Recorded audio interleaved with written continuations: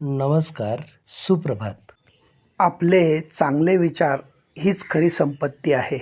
कारण पैसा आणि शक्ती कोणत्याही माणसाला वाईट मार्गावर नेऊ शकतात, परंतु चांगले विचार माणसाला सदैव उत्तम कार्यासाठी प्रेरित करीत असतात.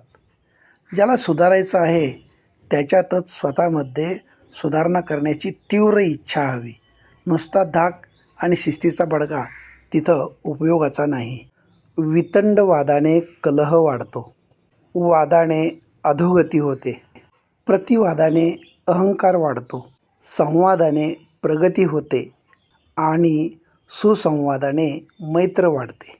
वितंडवाद, प्रतिवाद, वाद, संवाद आणि सुसंवाद यांपैकी कशाची निवड करायची हे आपल्या हातात असतं. ज्यांना आपण मित्र समजतो ते कधी उलटतील सांगता येत नाही, आणि ज्यांना आपण शत्रू समजतो ते कधी उपयोगी पडतील हेही सांगता येत नाही. म्हणून आयुष्यात चांगल्या माणसांची पारख करायला शिकलं पाहिजे. आयुष्यात येणाऱ्या सगळ्याच समस्या काही आपल्यामुळे तयार होत नाहीत, मात्र त्या सोडवण्याची जबाबदारी आपली असते. धन्यवाद.